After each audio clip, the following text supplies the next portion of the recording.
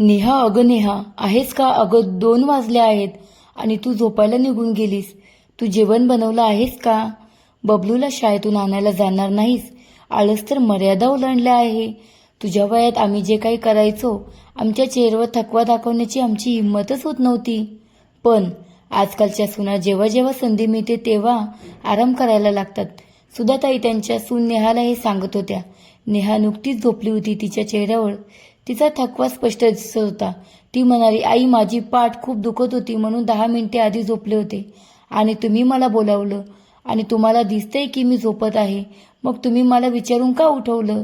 सुधाताई म्हणाल्या, बबलूला आणायचं आहे आणि तुला झोप लागली की काय ते पाहण्यासाठी आली होती. नेहा म्हणाली, आई, तुम्हाला भूक लागली आहे का? आई, मी जेवण आधीच बनवले आहे आणि तुमच्या नातवाला आणायला अर्ध्या तासापेक्षा जास्त वेळ शिल्लक आहे. मला फक्त हा अर्धा तासच मिळतो. मी थोडी विश्रांती घेत आहेस तेव्हा तुम्हाला तेही पावत नाही. आता तुम्हाला काय हवे आहे ते सांगा. सुधाताई हसल्या आणि म्हणाल्या, ठीक आहे, तू पडली होतीस, मला वाटले की तू फक्त विश्रांती घेत आहेस आणि तू जेवणाचीही तयारी केली आहे. मी फक्त म्हणत होते की सकाळचा चहा इतका चांगला नव्हता, पण मी आता चहा पिऊ शकत नाही म्हणून सरबत बनव. आता मी रिकामी बसले आहे म्हणून मन लागत नव्हते आणि तसंही या वयात इतक्या लवकर झोपही लागत नाही. आता उठलीच आहेस तर सरबत बनव, असं म्हणत त्या निघून गेल्या. नेहाला उठायचं नव्हतं. सकाळच्या धावपळीमुळे ती खूप थकली होती. ती सकाळी 5:30 वाजता उठते आणि नंतर ती क्षणभरही विश्रांती घेत नाही, कारण सर्वजण आपापल्या जागी बसलेले असतात आणि फक्त तिला बोलावून त्यांच्या मागण्या सांगतात. बिचारा मुलीला मोकळा वेळ कुठून मिळणार? अनिच्छेने नेहा स्वयंपाकघरात गेली. शरबत बनवलं आणि खोलीत सुधाताईंना नेऊन दिला आणि म्हणाली, आई, मी बाटलीत आणखी सरबत बनवले आहे आणि स्वयंपाकघरात ठेवले आहे. तुम्हाला हवे तेव्हा तुम्ही ते पिऊ शकता. असे म्हणत ती निघून जात असताना सुधाताई म्हणाला, नेहा, जर तू मला सरबत दिले आहेस तर कृपया टीव्ही चालू कर. माझे पाय खूप दुखत आहेत म्हणून पुन्हा पुन्हा कोण उठणार? कृपया मला तो रिमोटही दे. नेहा हसत म्हणाली, आई, आता मला समजले की अथर्वला ही सवय कुठून आली ती. तुम्हाला जे हवे ते आताच सांगा, नाहीतर मी इतर कामात व्यस्त होईल आणि मग मला बबलूलाही आणायला जायचे आहे. मगाशी तर तुम्ही मला खोलीमध्ये बघायला आला होता आणि जर मी बबलूला आणायला गेले नसते तर तुम्हाला जावे लागले असते. पण आता तर तुमचे पाय दुखत आहेत. एवढ्या उन्हात तुम्ही कशा जाऊ शकता? सुधाताई म्हणाल्या, नेहा, माझ्यासाठी सरबताचा ग्लास बनवल्यानंतर तू मला टोमणे मारायला लागलीस आणि माझ्या मुलाची ती कोणती वाईट सवय आहे जी त्याने माझ्यापासून घेतली आहे? नेहा म्हणले, राहू द्या आई, कशाला तुम्ही माझे तोंड उघडायला लावत आहात? आणि तसंही काय उपयोग? एक दिवस मी तुम्हाला पुरावे देईन, मग तुम्हाला समजेल. असे म्हणत नेहा तिथून निघून गेली.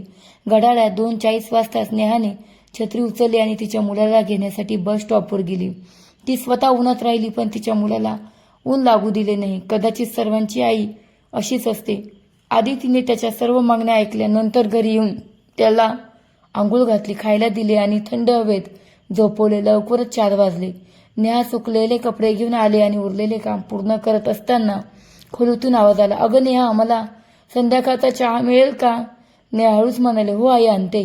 तसे मला दुसरं काय काम आहे? हे जवळजवळ नेहाचे रोजचेच दिनक्रम होते. ती स्वतःला सांत्वन देत असे की कदाचित ती जगात एकटीच नाहीये, पण अर्ध्या महिलांना दररोज या समस्येचा सामना करावा लागत असे. तिच्या कुटुंबातील सदस्यांना किंवा तिच्या पतीला कुणालाही तिची समस्या आणि थकवा दिसणार नाही, कारण त्यांना फक्त तोंडातून शब्द काढताच सर्व काही मिळते.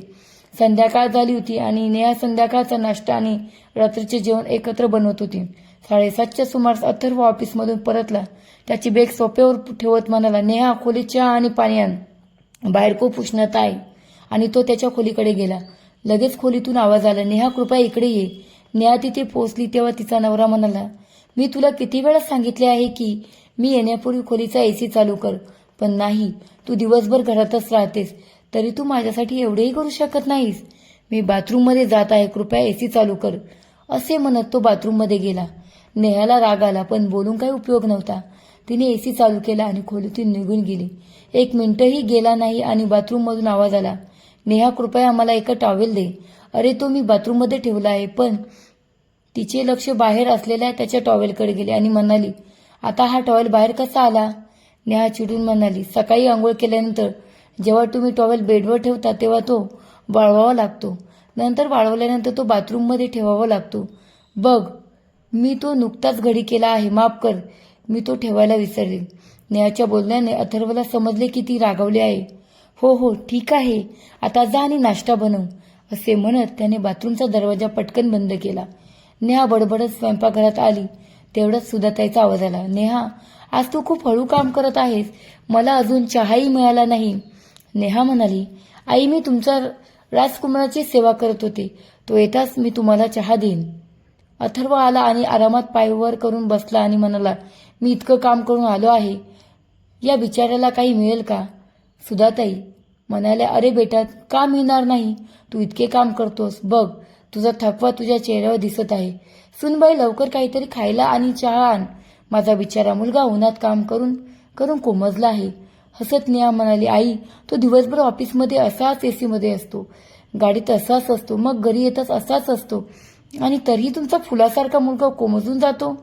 कधी कधी हा नम्र सुनेकडे लक्ष द्या, जी स्वयंपाकघरात पंखा किंवा एसी शिवाय काम करते आणि सर्वांच्या मागण्या पूर्ण करण्यासाठी धावते. माझे त्रास कोणीही पाहत नाही, असे म्हणत तिने तिच्या मुलाचा हात धरला आणि म्हणाली, ये, मी तुझा गृहपाठ करून देते. काही दिवसांनी नेहाची नणंद कविता आली. ती जेव्हा जेव्हा नेहाला मदत करण्याचा प्रयत्न करायची तेव्हा सुधाताई म्हणायच्या, तू तुझ्या घरी काम तर करतेस, इथे तर आराम कर बेटा. तुला जे काही हवंय ते तुझ्या वहिनीला सांग आणि ती तुझ्यासाठी ते करेल. तिथे बसलेला अथर्व म्हणाला, हो ताई, कृपया बस, मी नेहाला सांगतो. नेहा, ताईला सकाळी लवकर वर्तमानपत्र वाचण्याची सवय आहे. ते टीव्ही जवळ ठेवले आहे, कृपया ते घेऊन ये. कविता आश्चर्याने तिच्या भावाकडे पाहू लागली. मग नेहा म्हणाली, ताई, आश्चर्यचकित होण्यासारखं काही नाही. तो घरात एकटा नाहीये. मी तुम्हाला नंतर सगळं सांगेन. आता मी सर्वांना कसं समजावून सांगू की मीही थकते. कविता म्हणाली, अथर्व, वर्तमानपत्र तुझ्याकडेच होते. तू नेहाला खोलीतून का बोलावलेस? तू ते माझ्यासाठी आणू शकला असता किंवा मी स्वतः उचलू शकले असते. सुधाताई म्हणाल्या, नेहा, तू सुद्धा समोर असे म्हणत आहेस जणू काही आम्ही तुझ्यावर अन्याय करत आहोत आणि काहीतरी गुपित आहे जे तू तिला नंतर सांगशील. नेहा हसली आणि म्हणाली, आई, आज तुम्हाला थेट पुरावा मिळाला असेल की हे गुपित नाही जे मी लपवेन. मी ओरडून सर्वांना सांगेन की स्त्रिया देखील थकतात. हे बोलताना नेहाचे डोळे अश्रूंनी भरले. सुधाताई म्हणाले, सुनबाई, तू सर्व मर्यादा ओलांडत आहेस. जेव्हा तू तुझ्या नंदेसमोर रडायला लागले आहेस, मग कुणाला माहिती आहे की तू तुझ्या पालकांना किती सांगत असेल. सासूचे बोलणे ऐकून नेहा दुःखाने तिथून निघून गेली. कविता म्हणाली, आई, मर्यादा ओलांडणारी वहिनी नाही तर तुम्ही आहात. तुम्ही लोक जवळ ठेवलेले सामान्य घेत नाही. तुम्ही त्या गरीब महिलेला दूरवरून बोलवता आणि तू अथर्व दिवसभर ऑफिसमध्ये एसीत राहतोस, घरी पाय पसरून बसतोस आणि त्या गरीब महिलेकडून मागण्या करतोस. अरे, ती तुझी बायको आहे, गुलाम नाही. तुम्ही कधी विचार केला आहे का ती देखील थकते? सुधाताई काही बोलण्यापूर्वीच कविता म्हणाली, आई, तू तर राहू दे. जेव्हा सासूला तिच्या सुनेचे प्रश्न समजत नाही तेव्हा ती बिचारी कोणाकडून मदतीची अपेक्षा करेल? तुमच्या सवयी पाहून मला वाटते की माझ्या कुटुंबातील सदस्य खूप चांगले आहेत. किमान ते स्वतःचे काम करतात. मला वहिनीचे कौतुक करावेसे वाटते, जी इतके काम करूनही हसत राहते. अथर्वला कळले की नेहाला कधीच क्षणभरही विश्रांती मिळत नाही. तो त्याच्या आईला म्हणाला, आई, ताई अगदी योग्य म्हणत आहे. विचार कर, जेव्हा तुझ्या मुलीला हे सगळं आवडत नाही तेव्हा तुझ्या सुनेला काय आवडेल? आपण दोघेही त्याला जबाबदार आहोत. मी त्याची काळजी घेईन, तूही त्याची काळजी घे. कविता 2 दिवस राहिल्यामुळे नेहाला थोडा आराम मिळाला. मग ती निघून गेली. दुसऱ्या दिवशी अथर्व ऑफिसला निघाला होता. नेहा, माझा जेवणाचा डब्बा. नेहा पुढे सरकताच तो म्हणाला, ते टेबलावर आहे, मी ते घेईन, तू तुझं काम कर, असं म्हणत तो ऑफिसला गेला. अथर्वमधील या बदलामुळे नेहा खूप खुश झाली. दुपारी नेहा पुन्हा घड्याळाकडे पाहत होती की सुधाताई आज तिच्याकडे काही मागायला आल्या नाहीत. तिला खूप आश्चर्य वाटले. मग 2:40 वाजले होते. ती छत्री उचलणार इतक्यात सुधाताई म्हणाली, नेहा, आज मी बबलूला आणायला जाईन. अरे, आता असं नाही की माझ्या त्वचेचा रंग उन्हात खराब होईल. निदान माझ्या सुनेचा त्वचेचा रंग काळवटणार नाही. तू थोडी विश्रांती घे, असं म्हणत सुधाताई छत्री घेऊन तिच्या नातवाला आणायला गेल्या. नवरात आणि सासूबाईमध्ये झालेल्या या बदलामुळे नेहा खूप खुश होती. आता जेव्हा जेव्हा तिची बहीण किंवा कोणीही तिला विचारायचे, तुझ्या आनंदाचे रहस्य काय आहे, तेव्हा नेहा म्हणायची, मी तुला एक गुपित सांगू का? आता माझी काळजी घेणारे लोक आहेत.